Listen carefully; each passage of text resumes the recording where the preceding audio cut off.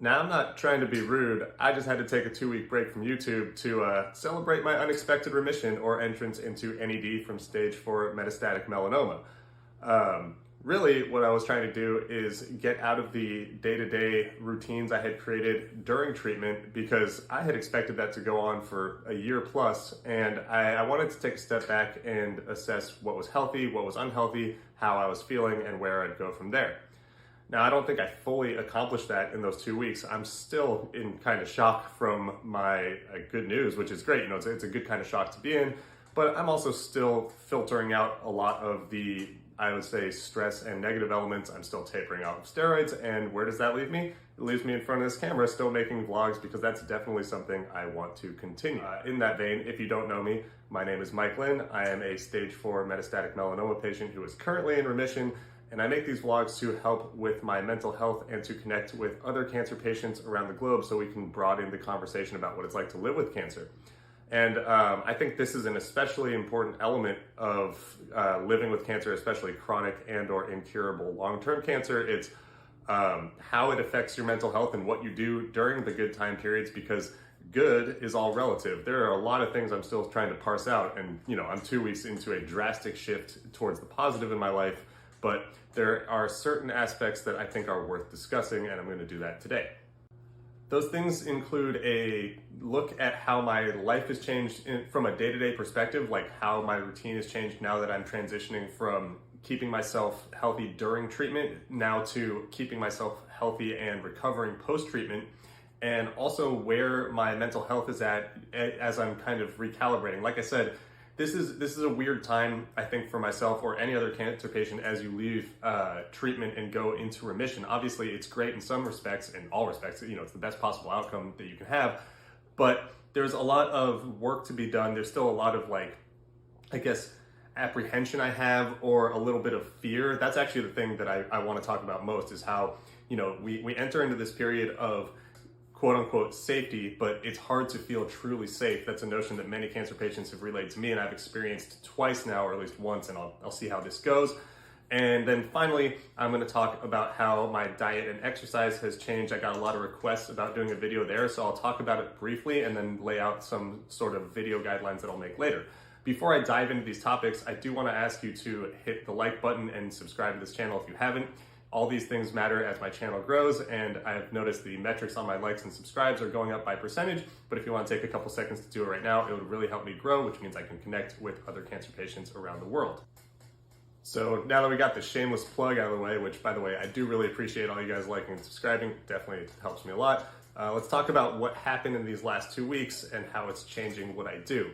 So I got the good news of my remission 2 weeks ago. It was wholly unexpected. I was supposed to be doing treatment for 14 months, and I didn't expect for my PET scan to be clean so quickly. So all of a sudden, I was thrown from, you know, the concept of maybe getting back to treatment, you know, maybe having to delay it more as I was resolving all these side effects. I mean, as we're speaking, I'm on the last week of tapering off of prednisone for autoimmune hepatitis and transaminitis, which is elevated liver enzymes and inflammation markers in your blood.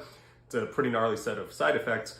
You know, and taking this much prednisone, I started at 60 milligrams, it kind of puts you into this state of like high energy kind of mania, but at the same time, it's really difficult to sleep. I'd say I averaged like 4 hours of sleep for the last month and a half or something like that at best.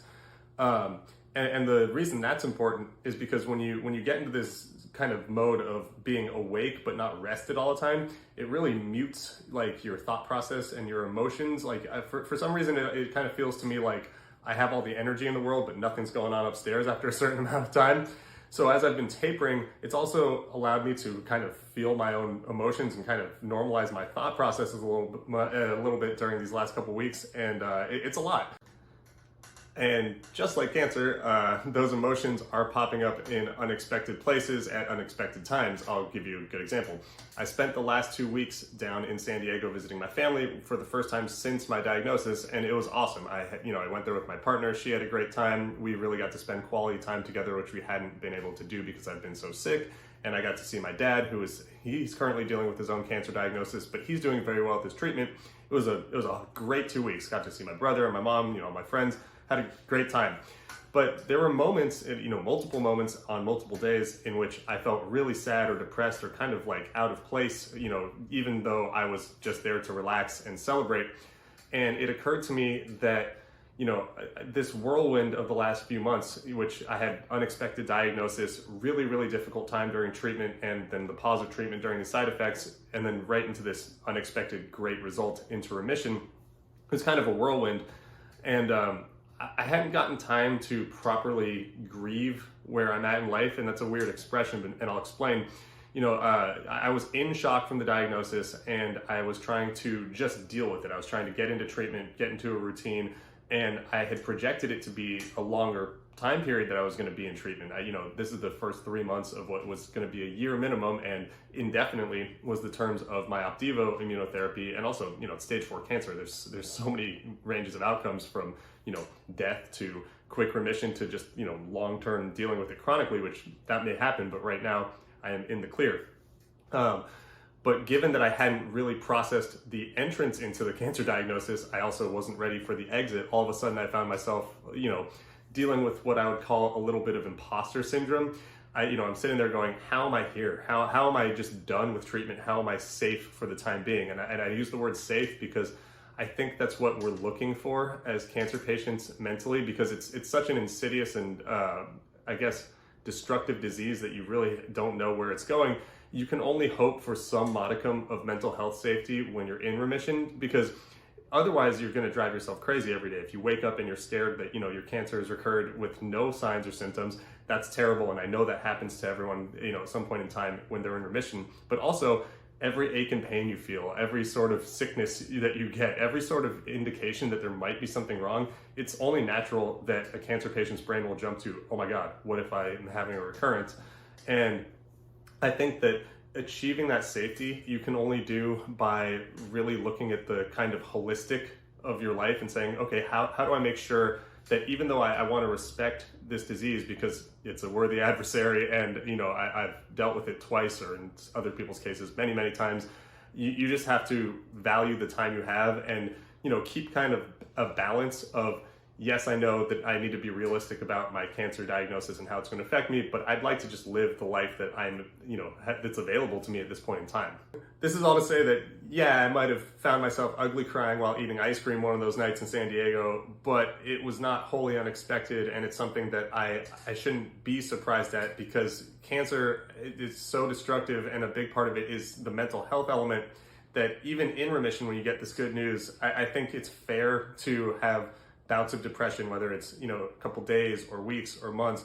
And it's also something that you have to work at to make better over the long term. I know that after my first diagnosis and treatment into remission, it took me 6 months to get mentally right. And while I feel like I'm doing a better job at it now, I need to actively do things that help me grow and help me feel good about what I'm doing. And so I had mentioned I'm going to tell you about my kind of physical health routines, because I lost a lot of weight. I was very sick during these last 2 months, and I wasn't able to set any sort of like day-to-day goals. And so right now, I think it's easy for me to point at a few things. I weigh 160 pounds. I'm almost 6'1". That is not enough weight for the lifestyle I want to live, for the sports that I play.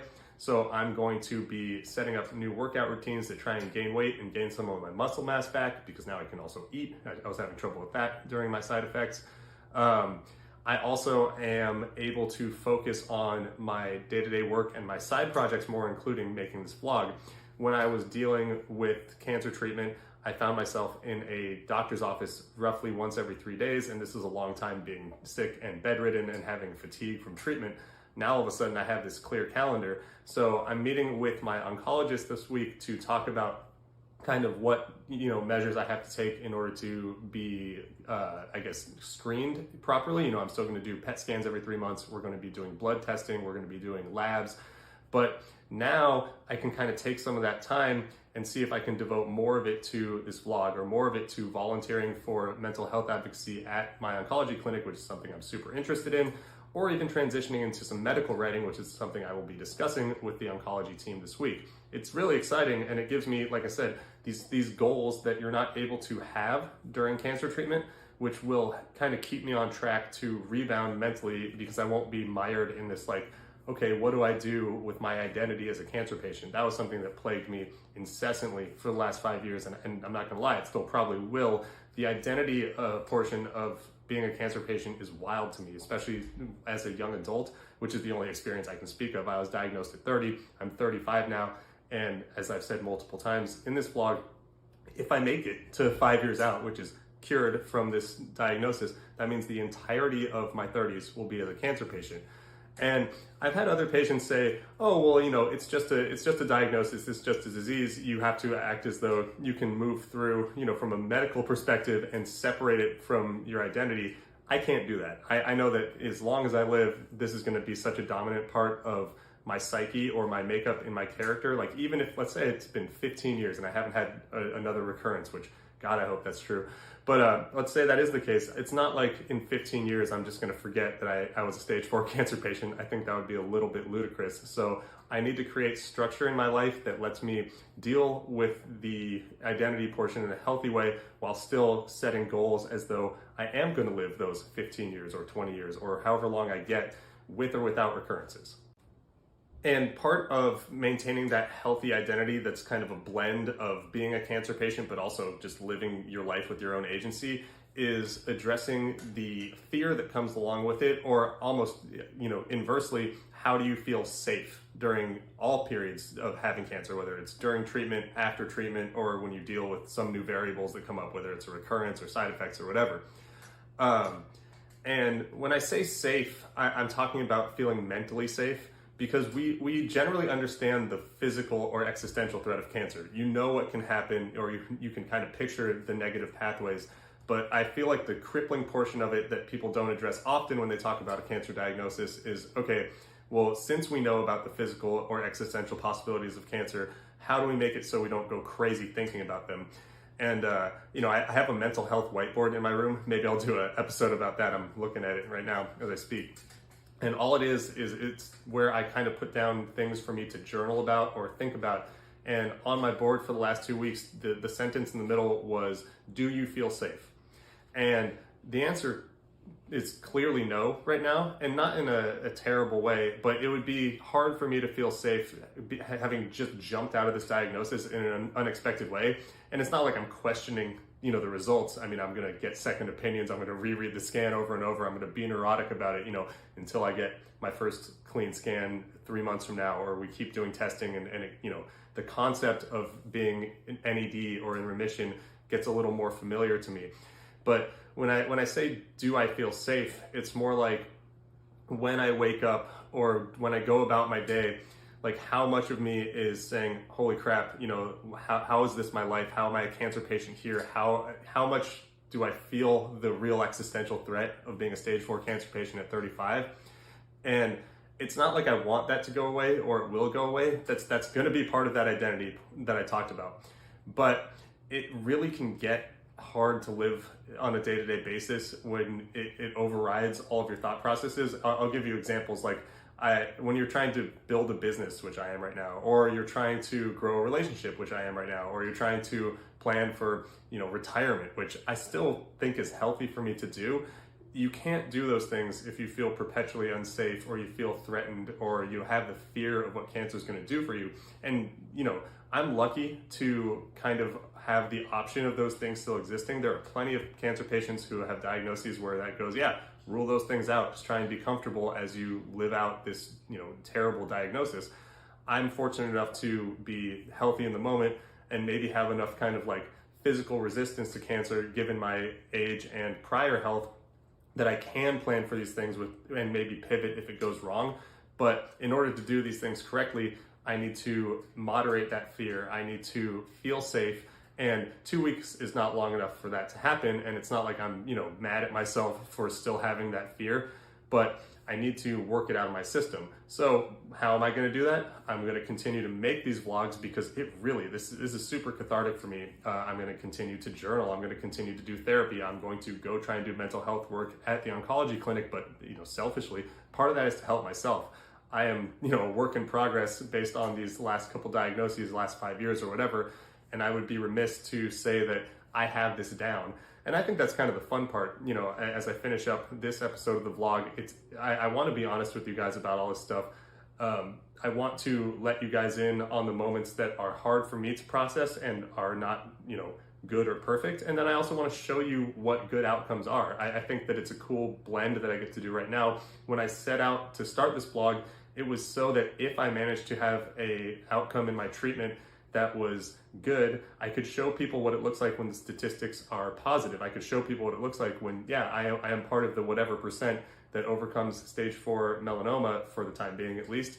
And I'm happy I can do that, but also I don't want to hide from it when I have negative mental health outcomes or when I have this kind of fear and apprehension. And I want you guys to kind of be able to follow along as I work my way towards mental safety. So let's continue to do that. I'm going to address some of the exercise routines for cancer patients. That was a question that came up a couple times when I asked, hey, what would you like to see? So that's probably going to be one of my next episodes. And until then, I'm just really grateful to have this opportunity and that you guys have watched to this point in time. So I'm going to sign off, and I'm just stoked to continue to do this as a cancer patient in remission for the time being. Thanks a lot, and I'll see you next time. Bye.